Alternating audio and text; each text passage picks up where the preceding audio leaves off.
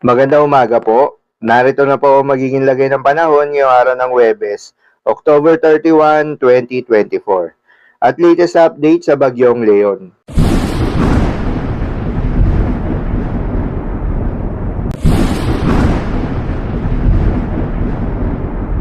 Sa kasalukuyan at ayon sa pag-asa, ang Super Typhoon Leon nga ay patuloy na binabayo ng matitinding pagbugso ng hangin ang Batanes, kaya naman itinaas na rin ang Tropical Cyclone Wind Signal number 5.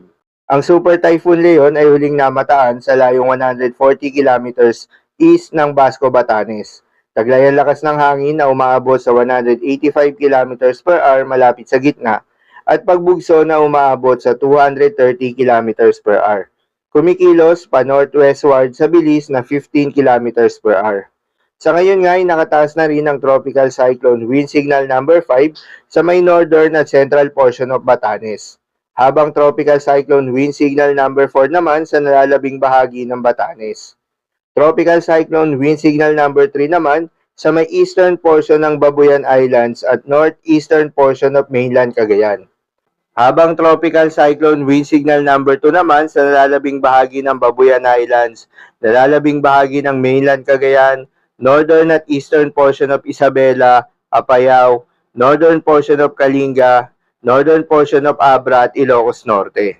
Tropical Cyclone Wind Signal number 1 naman sa nalalabing bahagi ng Isabela, Quirino, Nueva Vizcaya, nalalabing bahagi ng Abra, nalalabing bahagi ng Mountain Province, Ifugao, Benguet, Ilocos Sur, La Union, northern at central portion of Pangasinan, northern at eastern portion of Nueva Ecija, at northern at central portion of Aurora. Asahan din ngayong araw ng Huwebes ang intense to torrential rain sa Batanes at Cagayan. Heavy to intense rains naman sa Ilocos Norte, Ilocos Sur, Apayao, Abra, Occidental Mindoro at Calamian Islands. Moderate to heavy rains naman sa La Union, Pangasinan, Kalinga, Mountain Province, Benguet, Isabela, Zambales, Bataan, Cavite, Batangas, Antique at Negros Occidental.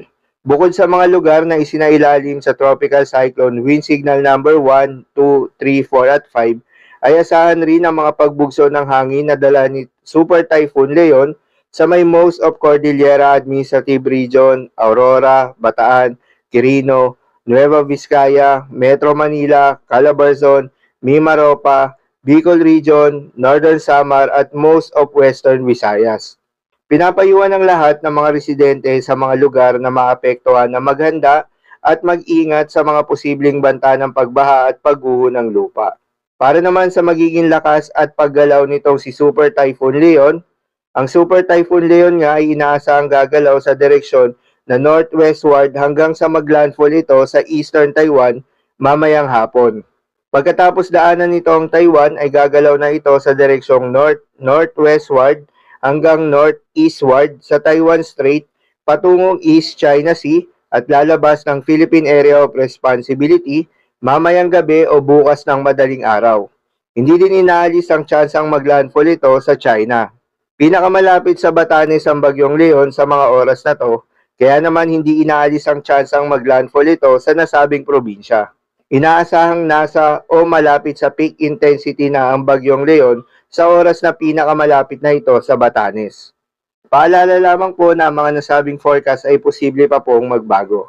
Kaya naman patuloy lamang magantabay sa mga update nating ilalabas at ng pag-asa.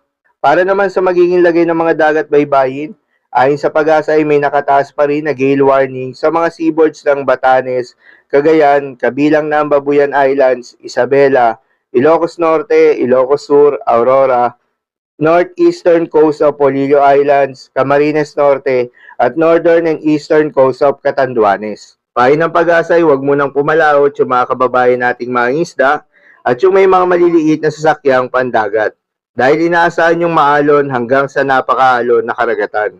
Habang meron din tayong storm surge warning sa may Batanes at Cagayan na aabot sa lagpas 3 metro ang mga pag-alon. So, yun lamang po para sa lagay ng panahon ngayong araw ng Huwebes. Keep safe everyone.